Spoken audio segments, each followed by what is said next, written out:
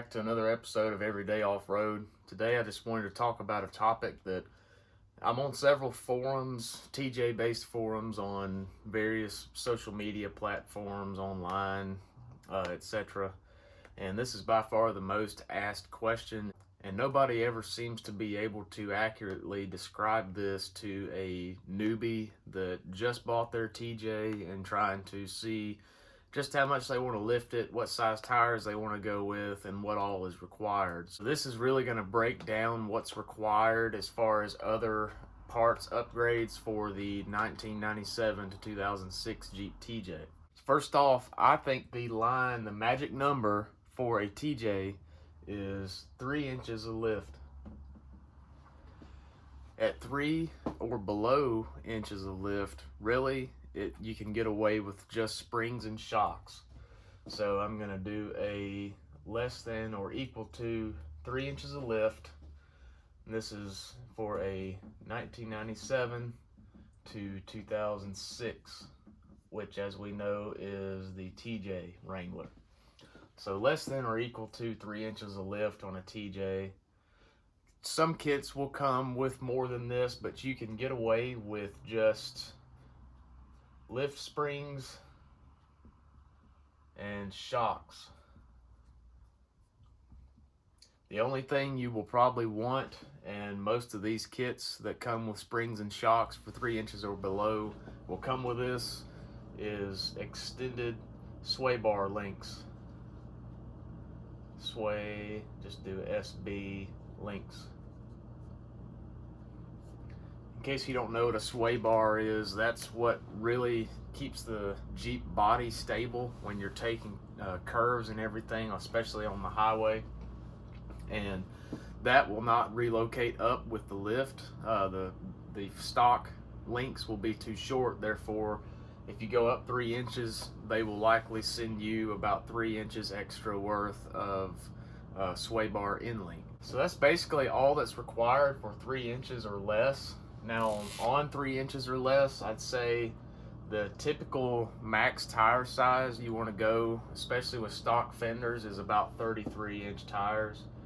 It's a really popular setup just because if you're on a budget, you can make your TJ look really good with this setup.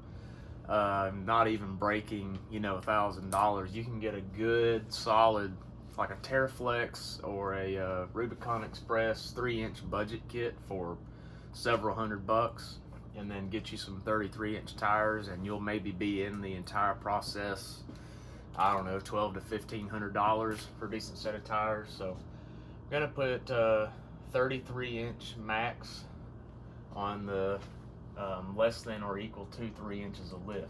Now I'm gonna draw a line, and this is really, when you get above 3 inches of lift, the whole game changes. And that's what people seem to question a lot, is what you can get away with. My magic number is 3 inches. Some people may say 2.5, some people may say 3.5. But 3 inches to me, you want to start, above 3 inches to me, you really want to start getting into some other upgrades. So I'm gonna draw marker's going dead. I'm gonna draw a greater than 3 inches. So on our Jeep, I know the board's blocking it, but we have a 4.5-inch lift.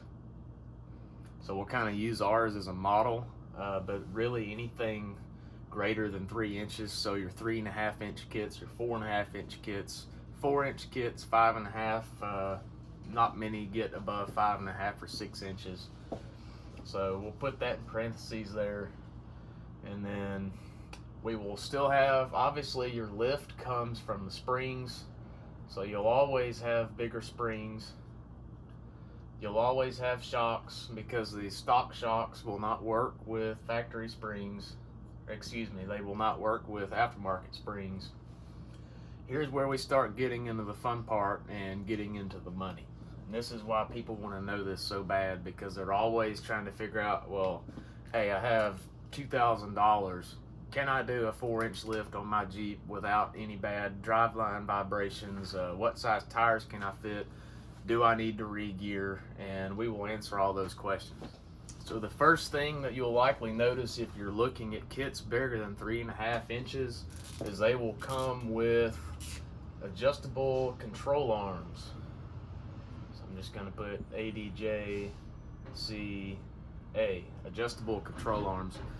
There will be kits, especially below the 4.5 inch or so, that do not come with this. I typically would advise to avoid that because your chance of buying something bigger than 3.5 inches and having driveline vibrations, which we'll get into in a minute, without doing control arms is pretty high. So a lot of people end up trying to skip the control arms, say, hey, I just want to see how it runs. So they get a 4.5 inch kit, leave the driveline stock, don't do adjustable control arms, just do spring shocks, and they end up getting back on the forum saying, you know, hey, I've got driveline vibrations, or I've got this weird wobble going on, I can't get my caster right, and they end up going back and buying the control arms anyway. So I would get anything bigger than a 3 inch for a TJ, I would get adjustable control arms. That brings us to a good point. This is for the TJ, the 04 to 06 LJ. We are not talking about. It is a completely different setup. The rear drive shaft is a lot longer due to the extended wheelbase in that one, and so you can actually get away with a decent amount of lift before you get into having any driveline vibration issues, which is what a lot of this is based off of. So back to our greater than 3 inch lift kits. We already talked about adjustable control arms. We'll actually get into what they do in a minute once I can erase the board after we list all this stuff.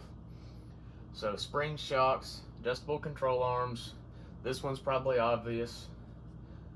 Extended brake lines. That should just be a given. You're going up fairly high, say like again with our 4.5 inch kit. The stock brake lines would not work, and if you somehow could get them to work, they would be stretched to their limit to when as soon as you articulated the suspension, they would snap. So you need to do extended brake lines. A lot of the kits will come with them. Actually, most of the kits will come with them at this height, so really that's nothing you need to worry about. Just know that that's something that goes into having a lift bigger than 3 inches. So with that, we will go to the main thing that is the difference between these two heights. It is called a SYE kit, and in conjunction with that, you will need a double cardan, is what it's called, drive shaft. I'm abbreviating a lot of this because my handwriting is god awful. So what a SYE stands for is slip yoke eliminator kit, and the double cardan drive shaft replaces the factory single cardan drive shaft, and we will draw that in a minute to help you guys understand. Like I said, I'm just trying to list all this stuff out first. All right, next we have track bars. Wish I had another marker.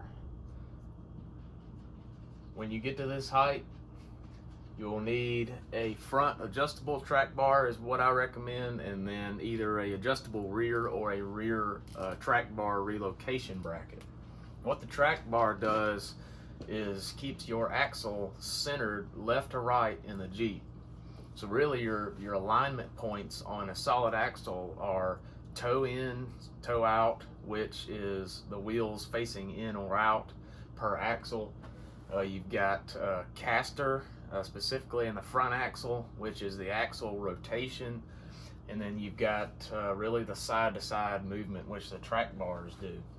If you keep the stock track bars with a kit this big, you won't be able to get the axle recentered, and the Jeep will be crab walking down the road. I'm sure you've seen, seems like a lot of pickups around here suffer from that. So that's one that really the track bars, if needed, will come with the kit. They usually don't try to sell that without a track bar, especially the front. Just make sure that you're aware of that. Cost-wise, that's not a huge factor. I think you can buy adjustable track bars, front and rear, for $500 or $600, probably $200 or $300 a piece. So the last thing we're going to talk about is a re-gear. Now this has nothing at all to do with your lift height. You could be on a 10-inch lift and stock tires and be fine with the stock gears. Doing a re-gear is all about balancing the bigger tire size you select with the stock drivetrain. So we've got a 4.5-inch lift. We currently have 35-inch tires, and we went with a 456 gear ratio. I'll put to 1 on here so you know it's a ratio. Not going to talk about this very long. You guys probably understand what a re-gear is for the most part. Our TJ came from the factory with 307 to 1, which is very, very, very low numerically. That's the worst ratio you can get in any Jeep. We have the X, which is pretty much the base model, so it didn't come with anything. So if you went to a 35-inch tire on a 3.07 to 1 gear ratio, you would be just crawling down the highway. This thing would not be happy, especially off-road. Ours is a 5-speed manual. You'd be having to rev up so high to get 35-inch tires up any little hill off-road. It would be just awful. So per suggestion of forums and stuff and the limited knowledge I had so many years ago when we built this Jeep, plus the knowledge of the 4-wheel parts guys locally, we went with a 4.56 to 1. You may have seen our recent video where we're about to do a rear axle swap, and I'm actually moving to 488 to 1. But that is also just because we're wanting to go to 37-inch tires. There's a lot of information on gearing available for these TJs online. Just look up what you're wanting to do. There's a chart. I don't necessarily think the chart is just the gold standard to go by. It's really based off of experience, your drivetrain combo, aka automatic versus manual, that type of stuff. But really for 35-inch, 37-inch tires, you're going to be looking at one of these two or possibly 513s depending on your axle setup. So all that being said, that is what a re-gear will entail. If you're doing a lift this big, you likely at least want 35s, so you're going to be re-gearing no matter what. And as far as cost, a re-gear is pretty expensive. There are several YouTube videos showing just what all is involved with a re-gear. I used to not even fully understand it myself, but after watching one done, I can understand why they want so much money. I'm having my front Dana 30 re-geared to 488 right after we get the axle swap in the back done, and I recently got quoted about $900 just to do one axle. So you'll be looking close to $2K or so to do a full re-gear of both axles. All right, we're done listing everything. Make sure to save this point in the video. If you're interested, take a screenshot, whatever, because we have pretty much listed out everything that really differentiates these two lift sizes. Like I said, this is really your budget lift, just trying to get the aesthetics, drive around on the weekend, kind of lift, get some mud tires under there. This is your more hardcore off-road setup down here. So next we're going to dive a little bit more into the main part people have questions about of this bottom setup, which is the SYE kit and the double carbon shaft.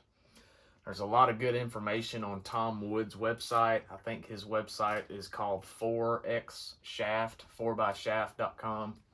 He's got a lot of write-ups and everything on this to help you understand, but we're going to do the best we can in a little short video here to actually understand what that is. Alright, I never claimed to be an artist, so we're going to ignore the bad drawings. But here's basically what we've got as far as Driveline. This is in the, I'm going to go ahead and write it so we don't get confused, rear.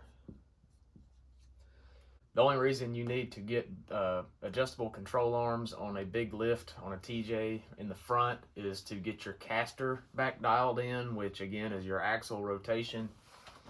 In the rear, you need them for your pinion angle, We'll go ahead and write pinion angle too.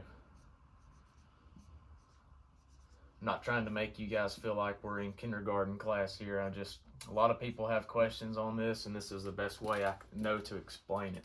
So here we've got a stock TJ setup. We've got the transfer case. Obviously, we're looking towards the rear of the Jeep. This is the rear diff. This is the transfer case. The stock setup has a slip joint here. Put a little squiggle because most of them have a little boot on there. A slip joint allows when the axle droops, compresses, whatever, it allows the driveline to have some play in it so you don't cram it into your transfer case and screw your gears all up. So the stock one has a slip joint here. Here you have a single U-joint, which is why it's a single cardan. You go from single U-joint, here's your drive shaft, and then you've got a single U-joint in the rear, and then it turns and goes into the diff.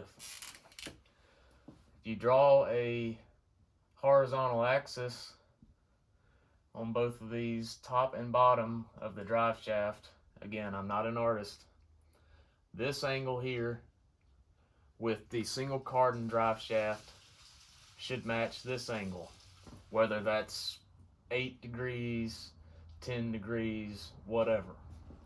Those should match. Now we'll come down to, I'll call this aftermarket.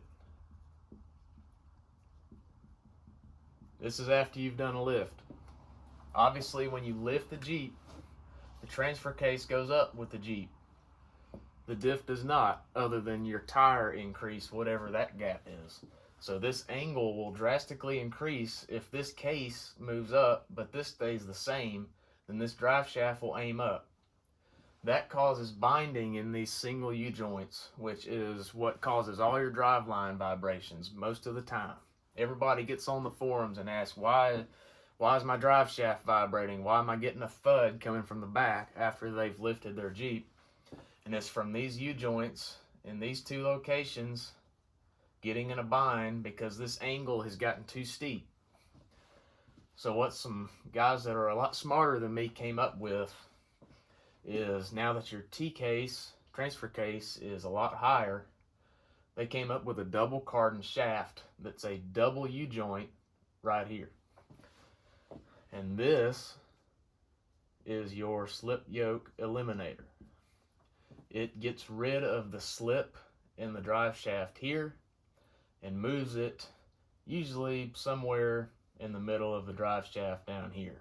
So we'll draw another slip right there.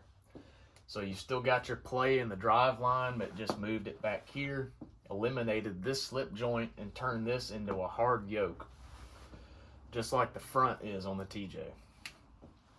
So the SYE kit mounts to the back of the transfer case, eliminates your slip joint, then you come into 1, 2 U-joints, and what that does is allows that angle to be happy. This U-joint, say, handles 10 degrees. This U-joint handles 10 degrees. So now, instead of binding, you've got 20 degrees worth of bend right here that you are allowing in the driveline. Now, I don't know if those numbers are accurate. Tom Woods probably would be the guy to ask for those exact numbers. But that's really the purpose of a double U-joint, is to handle this extreme angle. Now at this end of a double cardan shaft, you still only have one U-joint, but the difference is you rotate the rear axle facing in line with the drive shaft. This angle no longer equals this angle. All of your angles right here, and this angle is plus minus 0 degrees. That's terrible writing again, I'm sorry. The purpose of this is that's just how a double cardan shaft works. The back angle down here should be 0. So in order to rotate your rear diff, the only way to do that is adjustable control arms. Because you've got a control arm that mounts on the top of the axle, you've got a control arm that mounts on the bottom, and they both run up to connect to the Jeep, something like so.